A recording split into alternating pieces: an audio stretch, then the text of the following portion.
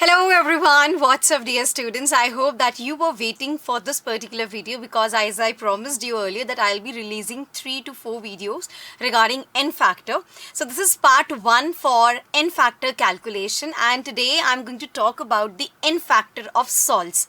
Okay, so let's actually talk about the n factors of particular salts so that you are able to know in a very quick manner कि actual में किस salt का क्या N factor होना चाहिए. सो कुछ ऐसे salts मैं लेके आई हूँ जिनके बारे में आप जानिए और तुरंत उनको याद करके अपनी कैलकुलेशंस में इस्तेमाल कीजिए.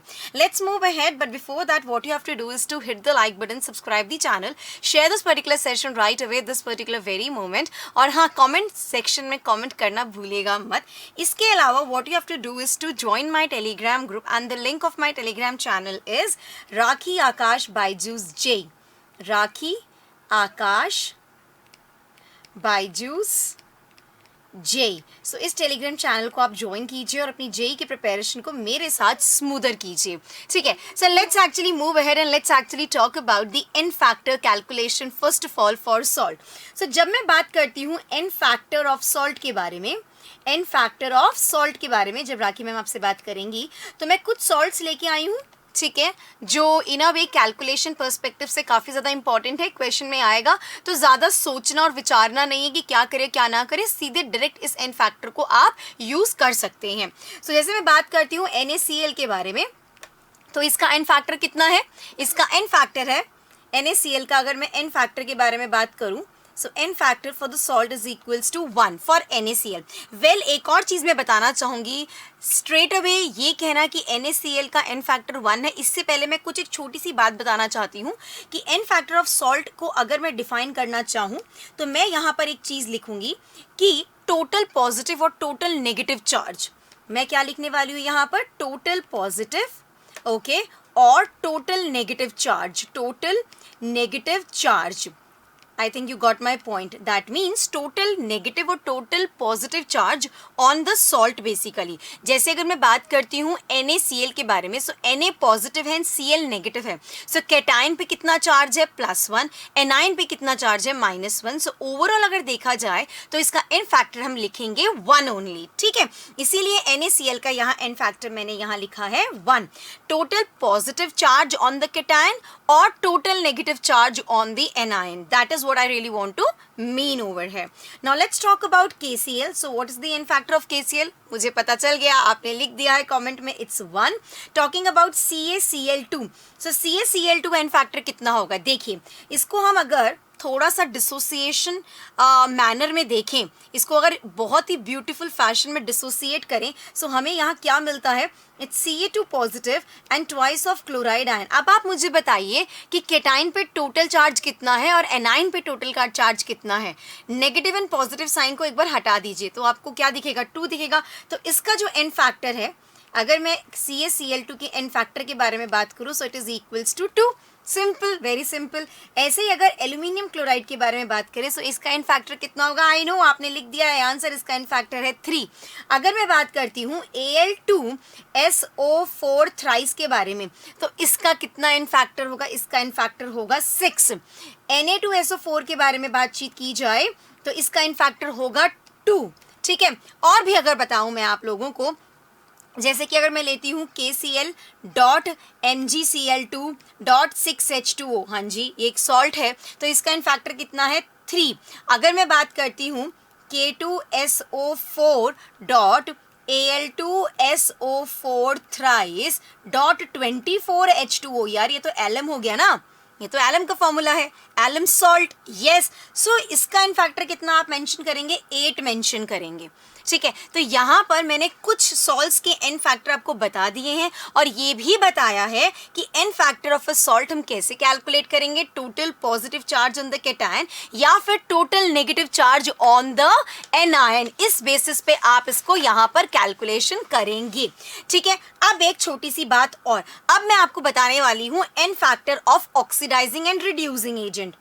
N factor of oxidizing, n factor of oxidising and reducing agent. लगे हाथों ये वाली बात भी कर लें, बहती गंगा में हाथ धो लेते हैं ना. Yes, so n factor of oxidising and reducing agent.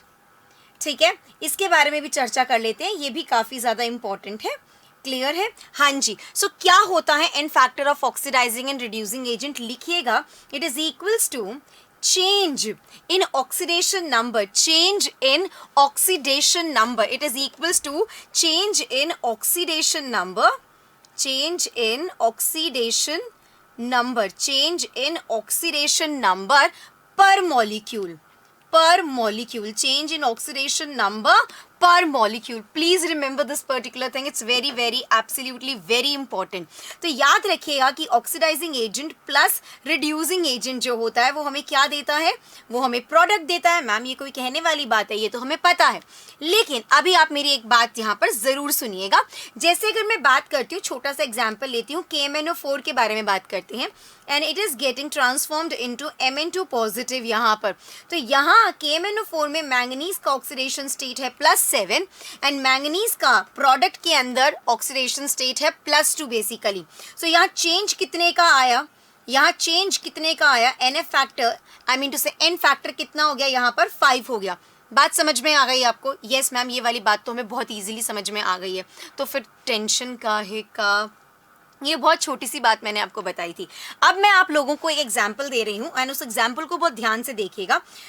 जैसे कि अगर मैं बात करती हूँ Na2, अगर मैं बात कर रही हूँ Na2S2O3 की, and it is getting transformed into Na2S4O6 के बारे में यहाँ बातचीत की जाए, तो यहाँ पर सल्फर का ऑक्सीडेशन स्टेट आप देखेंगे कैलकुलेट करके +2 है, और यहाँ सल्फर का आप देखेंगे ऑक्सीडेशन स्टेट कितना आया है? +2.5 आपको देखने को यहाँ पर मिलेगा। तो यहाँ एन फैक्टर कैसे कैलकुलेट करेंगे? एन फैक्टर कितना होगा यहाँ पर? बताओ यहाँ एन फैक्टर कितना होगा? वीडियो को पॉज करो और फटाफट से कमेंट सेक्शन के अंदर लिखो कि एन फैक्टर कितना होगा। मैं समझ सकती हूँ एंड मेरे को विश्वास है कि आप लोगों ने वीडियो को पॉज किया होगा, और अब मैं इसका आंसर बता रही हूँ कि n factor is equals to 1 है। कैसे मैम? देखो डिफरेंस कितने का आया? यहाँ से यहाँ तक 0.5 का आया ना, तो 0.5 मल्टीप्लाइड बाय, देखो रिएक्टेंट साइड में कितने सल्फर हैं? 2 सल्फर हैं, तो 0.5 into 2 is equals to 1। So n factor कितना हुआ? 1। सो 0.5 का चेंज फॉर 1 सल्फर, 0.5 का चेंज, 0.5 का चेंज फॉर 1 सल्फर आया है, for 1 sulphur atom, for 1 sulphur atom. ये जो 0.5 का चेंज आया वो 1 सल्फर एटम के लिए आया है, लेकिन रिएक्टेंट साइड में we do have 2 sulphur atoms, तो एन फैक्टर कितना हो जाएगा? 0.5 into 2 equals to 1। Hope you are getting this particular point clear. चलो एक और एग्जाम्पल से समझते हैं ताकि चीजें क्लियर हो जाएं। जैसे कि CaBrO3 whole twice giving us Br negative, bromide ion हमें यहाँ पर मिल रहा है। तो आप मुझे यहाँ पर एक चीज बताइए, बोलिए मैम क्या बताना है? पहले देखो आप इसको कैसे लिखेंगे, इजी तरीका बता रही हूँ। It is Ca2 positive and BrO3 negative हो गया। यहाँ पर प्रोडक्ट साइड में ब्रोमीन का जो ऑक्सीडेशन स्टेट है, नंबर है, इट्स बेसिकली -1 ना, यहाँ पर समझ गए भाई, -1 हो गया। तो यहाँ पर कितना होगा? तो कैलकुलेट करें। हाँ जी मैम बिल्कुल। तो इसकी calculation, that means reactant side में ब्रोमीन का ऑक्सीडेशन स्टेट कितना है, ऑक्सीडेशन नंबर कितना है? So x - 6 is equals to -1 and x will be then equals to +5। तो यहाँ पर जो हमारा ब्रोमाइड है, यहाँ पर रिएक्टेंट में जो ब्रोमीन एटम है वो कौन से ऑक्सीडेशन नंबर में है? +5 में है। चेंज कहाँ से क्या हो रहा है? +5 टू -1। कितने का चेंज आया?